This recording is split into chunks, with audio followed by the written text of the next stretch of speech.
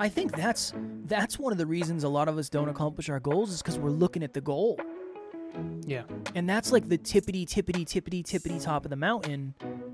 A testament of your character is who you are when you're winning.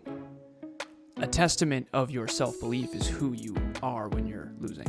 100%. And I think that I've finally reached a place in my life where I've actually done both of those well. Next Level Nation, welcome back to another episode of Next Level University, where we help you level up your life, your love, your health, and your wealth. We hope you enjoyed yesterday's episode. Episode number 1707 is Your Adversity, Your Advantage. A little hardcore episode on a Sunday, but we want to get to the truth. Today, for episode number 1708, why do people stop chasing their dreams? Alan and I, when we met to come up with our topics for the weeks, because we're doing a lot of episodes, because we're both going to be traveling a bit, we were having a conversation about how we got so much love. Thank you to anybody who gave us love for the million listen, $1 million post that I did. It felt like the right time. I said, all right, cool, today's the day I'm going to do it. And I think one of the reasons posts like that are received so well is because it's a recognition of somebody who is chasing their dreams and accomplishing things along the way. And you and I were talking about that, and we were talking about how we were working in the very beginning. When we were working on this, we knew a bunch of other podcasters and a bunch of other coaches, and a lot of them aren't doing any of the things that they were doing before. And they've kind of left this journey. And you said, why do you think people stop chasing their dreams? And I said, I don't know, brother. I think that's a really good question. I think it would make for a really good episode. I think in the simplest form, maybe those dreams weren't chosen for them. Maybe they were never actually real. One of the things I said to you behind the scenes, I said, when I was a kid, probably, I don't know, still riding my bike. I was probably like 13. 74 years ago. 74 years ago, yeah, 1967. It's been 84 years. I was convinced that I was going to play professional baseball, and I was going to have a Winnebago, a big RV, and my friends and I were just going to drive around with our dirt bikes and our nice cars and our Winnebagos, and that was going to be it. That was like my dream when I was young. There wasn't any thought into it. When I was young, my dreams were the things that I thought sounded the best. Like, that sounds like that would be really good. And then I think we get injected with real life and we realize, oh, you need a massive amount of belief to do that. And you need a lot of strategy. Like, that's a really good goal to have a Winnebago and drive around and do all that and play in the major leagues. But I didn't have any strategy of how I was going to do it. I just wanted that result. Now that you are old and wise, sir, I don't know if I'm either of those. I'm one more than the other. Older and wiser. Do you think you could do that? Like, if you take you now and go back there? I don't know. My mom and grandmother were convinced I could have. They always say that. I don't know. Truthfully, as I got older, I wanted it less and less. I didn't want that. I didn't want to travel around, and I ended up traveling potentially more than I would have if that was the case. But I didn't want that. I remember thinking to myself, I don't want to be in a different city all the time. And I didn't think I was good enough. I mean, that was layer one is I'm not good enough. Layer two is I don't really want that lifestyle. The money, I'm sure it would be really good. But I had a different idea of what I wanted in a family back then. So, I don't know. I think I would have been better at setting a dream, setting a goal. But I didn't have the level of self-belief back then. If I could go back, who knows? Everything would be different. But I think that's one of the biggest reasons why people stop chasing their dreams is because they don't believe it's actually going to happen. They don't believe that it's actually real. I wonder if, because I've had those, I told you yesterday was a heavy day for me. Not from anything negative, but because of all the love I was getting from the posts that I put up. And I said, just energetically, it's weird. I feel super weird. I think the reason is I never really thought we were going to get here. I never really believed we were going to get here. And I'm sure I doubted myself behind the scenes more than anybody realized. In retrospect, looking back, it wasn't, here's the issue or here's the resistance, here's how I can combat it or fix it. It wasn't that. It was, I don't know if I'm capable of this. And those are two very different lives. So I think it's that. I think it's, I'm not capable of achieving this dream. And the older I get, the more realistic, and I'm putting that in quotes, I get.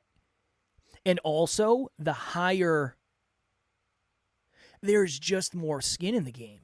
When you get older, and if you, quote unquote, fail your dreams, and you have a family, and you have a household, there's a lot more detriment available than when you're 13 years old, and you're just bullshitting with your friends about how you're going to have a Winnebago and a bunch of sports cars.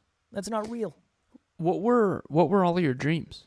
Because I had a bunch. I had two main ones, but then I had a bunch of other just subsidiary ones. And it's cool because many of them I actually ended up doing, which is cool. You were very clear on yours. I wanted to, my first one I think ever, I wanted to be a professional wrestler. That was like my first one I remember. Nice. Because I loved watching professional wrestling, and I was like, I could do that for sure. I could definitely do that. That I know. Then it was, for a very short time. What was going to be your wrestling name? Rage. The Never Quit Kid? No, Rage. Yeah. Tells you a little bit about where I was in life. Yep. Yeah. And my finishing in the left corner, coming in at 190 pounds. 112 pounds soaking wet. 112 pounds, 5'6", is Rage. My finishing move was going to be the Rage Cage. Do I know what it was? Not really, but I knew I had a good name for it. So I wanted to be a professional wrestler. Yeah. There was a time I wanted to be a stuntman. Oh yeah, that's right. Because again, if you want to talk about the psychology of where I was as a child, I didn't think I was good at much, but I knew I could take a beating. That was it. I just knew I could endure high levels of pain. I remember that's still driving you to the promised 100%. land. I remember when I was I played freshman. It took me 1 year of football to realize this ain't it for me. I'm not supposed to be playing football. Freshman year, there was this drill. I think it was called Four Corners or something. I don't know. Somebody would get handed the ball, and then you'd essentially get crushed by three people at the same time. Okay? I don't think my coach liked me very much in retrospect, based on the story that I'm going to tell. I was given the ball, and it was, I'm just going to say first names because you'll know. It was Tom, TJ, yeah, Jay, and Ross. Oh, no. And I got the ball. And all of these people were far, I mean, I was 140 pounds, 5'4". All of these people were grown men. Yeah, they were all, and I remember going home crying that day. Like, they're more grown men than we are now. 100%. That's funny. Yeah, it was brutal. So I knew I could take a beating. So a lot of my goals were based on, well, I think that's something I have. That's an intangible. And then I wanted to fight. I wanted to be a professional mixed martial arts fighter. So those are my big... What about the rapper thing? You want to be a rapper? No, that was never really I remember I bought my first microphone. Man. I was probably like 15, maybe? 15, 16, I think, when I bought my first microphone. And when I started like practicing, but I never took it super seriously because I didn't think I could. I didn't think I was good enough. I was so afraid people were going to judge me. That the whole like white rapper thing, I mean, this was 20 years ago. Yeah. That white rapper thing was way more prevalent then than it is now. Mm-hmm. So no, I never believed that was possible. So why don't people continue pursuing their dreams? I'm going to read this. I'll go brief with it, but I when you were talking, I was thinking to myself, there's a part of my blog that I think would be super valuable. In hindsight, I was kind of an odd child. I always had super large goals and dreams, not the cute, I want to be an astronaut when I grow up kind of dreams, but rather the, is this kid out of his effing mind kind. I'll never forget the bug repellent my friend and I tried to invent with my science kit, or brainstorming the video game another friend and I wanted to create, Musket, the American Revolution. I'll never forget contemplating whether I wanted to go down the lawyer, politician, president career path or the engineer, MBA, CEO one. I'll never forget telling my teacher, Mrs. Puckett, I wanted to be an Abercrombie model one day, or genuinely considering professional gaming when Halo was big on Xbox. You know, the whole class laughed at me on the Abercrombie model thing? I'm talking hard. I believe it. In retrospect, people were not kind to you. Dude, after the class, Mrs. Puckett pulled me aside and she said, Alan, you're really good looking. You could do it. I'm so sorry that everyone laughed at you. Dude, that was so bad. I can imagine. And I probably didn't show people how much that hurt. But guess what? You're a 41 model. photo shoots. Yeah. Right? I was a model. I wasn't an Abercrombie model. By choice. Could have been. Also turned down Love Island. Huh? So, anyways, egg on that class's face. Hashtag grateful for that. Yeah. I'm like, oh shit, what does this mean? This dude's going to go on national television? I'd be the self-improvement guy in Love Island. And I also did semi-pro gaming for a time. Truth be told, those are just a small fraction of the goals and dreams I've had. And as an adult, it's been hard to realize how rare that is. These weren't just wild fantasies or empty words for me. These were honest aspirations I was genuinely considering.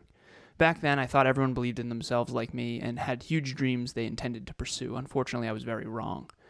I turned 35 this year, and I now realize how naive that was. Having coached hundreds of people from all over the world, I now understand how odd and rare those thought processes really were, especially at that age. All kids talk about big goals and dreams, yes, but most really are just dreaming. To put it more directly, very few ever did the mental and emotional work in advance to reverse engineer what those dreams would actually require of them, and even fewer decided in advance to make whatever sacrifices were necessary. And so the blog really helped me understand how weird that was. You were in my law class. I remember I was with a friend of mine, Ryan, and he wanted to be an actor. And I said, you could do it. He's like, really? You think I could do it? And I was like, yeah, of course. Other people do it. He's like, oh. And I actually thought in my brain, I didn't know this then, but I thought in my brain, okay, you're good looking. No one in our high school thinks so because you were bullied, but you're good looking. You are exactly what Hollywood has been looking for. I watched movies. I watched film. I also have another friend of mine who wants to be a director. You could work in his film. Anyways, he said later on, years later, that I was the only person who believed in him. And I actually drove to LA with him in my early 20s. And he stayed out in LA for 5 years. And he acted in some stuff. And he sent me some of it. And he never hit it big. And I think some of that, if I'm just calling a spade, is his lack of work ethic. And I've told him that to his face too. But at the end of the day, you obviously could. Of course you could, right? If I wanted to be a successful actor... Even that doesn't land. For me. I'm not saying for anybody else. But someone has to. I know, but even that never landed for me when you would say that. Because it's like somebody's gonna win the lottery. It's not gonna be me. But it's not about lottery. I know, but there is some... In the lottery, you can't increase your odds. Fair. In life, you can drastically increase your odds by such a significant margin. Yeah, fair. The for lottery me, it was always is just the 10 trampoline. million. It was always the trampoline of, like, yeah, but I don't know how this person got there. Maybe that's a blind spot for you, is you're really good at strategy. Yeah. I mean, if you want to, and I also realized too, hello, NLU listener. Thank you, as always, for listening to Next Level University. Real quick, I just want to jump in and let you know about the Next Level Dreamliner. This is a journal that I use every single day. Achieve your dreams 90 days at a time. It breaks down your dreams into goals, milestones, and daily habits. We hope you enjoy it. The link will be in the show notes. This is the scariest thing ever to share. There is potential. So all of us are born with a certain amount of potential, and I would say, statistically speaking, I didn't understand how high, on the high end of human potential I naturally fell. Fair. But I don't want that to, I mean, I know people who have less potential that end up so much more successful than some people who have tremendous potential. I mean, I know some people from college that have more potential than you can imagine, and they are extremely, extremely lazy, and they did very little with it. And that saddens me. I can think of one person you know as well who could have had a D1 scholarship to any college on the planet, and they broke every high school record, but they didn't end up doing much with it. And again, that's their prerogative, that's their choice. But at the end of the day, my blind spots are I believed in myself a lot. I was able to reverse engineer finish lines. I wasn't just pretending I want to be an Abercrombie model. I saw blonde hair, blue eyes. I saw my physique. I knew that I was attractive. I knew that I could do that. And look at all the Abercrombie models. Back then, they all looked like me. At least me now. Yeah. Right? So I just needed to hit puberty. I knew that was going to happen eventually. Took a lot longer than I thought. So you hoped it was going to happen. But at the end of the day, you can, and I hope that this comes down to a couple things. One, you are capable of more than you think. If you're on Kevin's end with the whole self-belief thing, like you could have been a professional baseball player. You definitely could have. It's just, you just can't unless you believe it. That's the irony. Now, can I guarantee you would have? No. But what do you think the chances are? If you actually put in time and effort and believed it and really did the compound effect for 5, 10, 15, 20 years, do you believe, what's the chances you think you could get into the major leagues? Lower than you think, for sure. Yeah, okay. Low. 20% maybe? But what did you think our chance of success with starting $1 million business was? I mean, it was easier because you were here. It's different. It's different. If Alan's ever said something that sounds arrogant, it's not because he's arrogant. It's because he just believes in himself that much. Like, that's just what it is. I say that on podcasts all the time. If you left, my goals would change immediately. If you woke up tomorrow and said, "Hey, Kev, this ain't it. You're so much better at everything than I am. I need to go find something else." I'd say, "I understand, brother." I give you a little pat on the butt. I understand, man. No, I'm kidding. But if you woke up and said, "Dude, this isn't it. You're not the guy," my goals would change immediately. Immediately. Would they be lower than your potential? Probably. Me, I don't know. How do you know? Because that's my default. Yeah, it is hard to hit the accurate. It's so hard. Of your true potential. But I think that's why so many people imagine what I've been saying a lot recently that makes a ton of sense to me now. I'm sure you've said this a million times. I don't know who this came from, but nobody is going to pay a price if they don't believe in the promise. Yeah. I think that's the big thing is it feels so good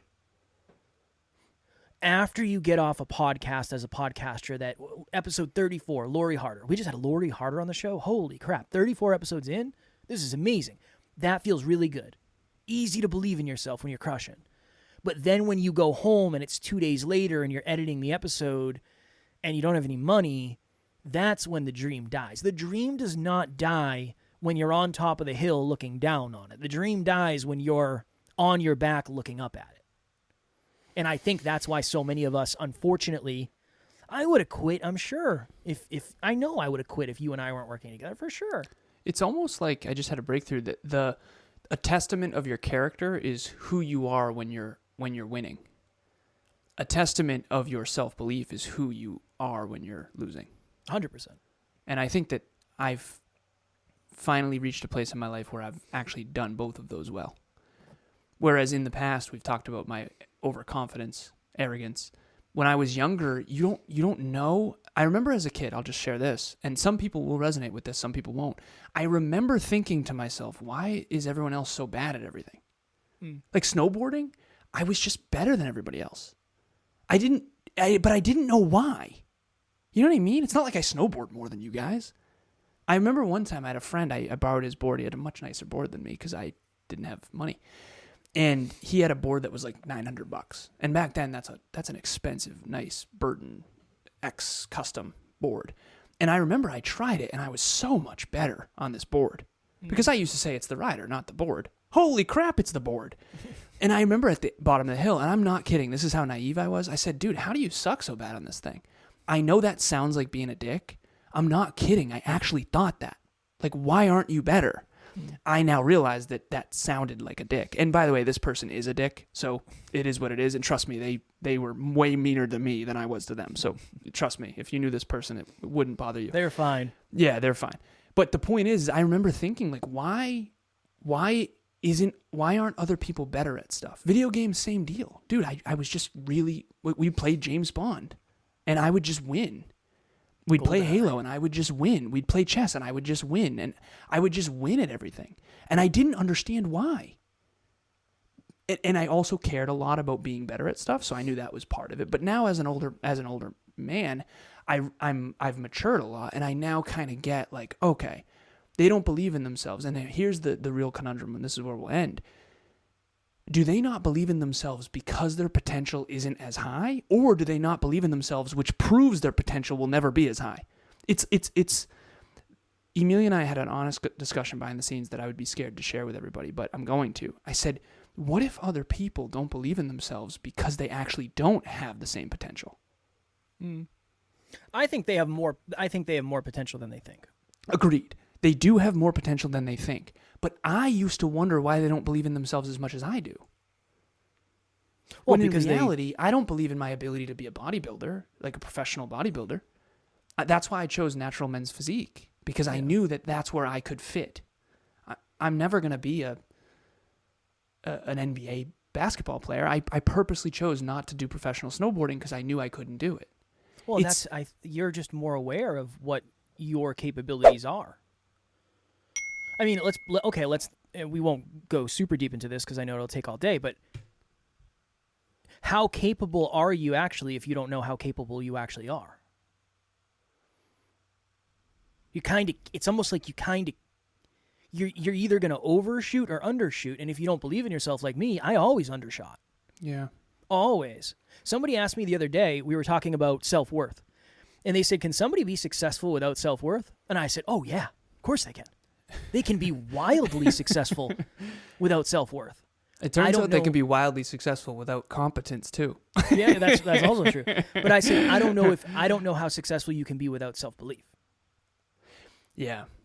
Believe it or not, you can be very successful without self-belief. It's inflated self-worth. That's been hard for me to realize. It's networking. You can network your way very far in this life. Yeah, that's fair. I've coached some people that literally built their entire career on just knowing the right people and thinking the world of themselves. These are the narcissists of the world.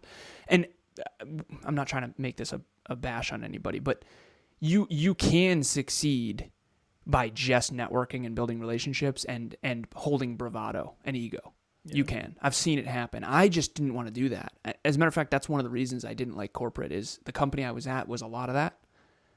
And you really can just ego your way to the top. It's not okay with me. And I didn't want to take that path, even though I've been on that path for a short time. To me, it's character and competence. That's what matters. Who you are when no one's watching is what matters most, no matter what. And once you have that, now you got to go be super successful too and serve the world in a positive way. And to me, those are the two pillars that need to be there. It's success and fulfillment. But back to the original point of why people don't achieve their dreams, I think they don't believe in themselves enough. I think they don't have other people who believe in them during their dark times. I think they don't know how to actually do it. I think they overshoot or undershoot, to your point.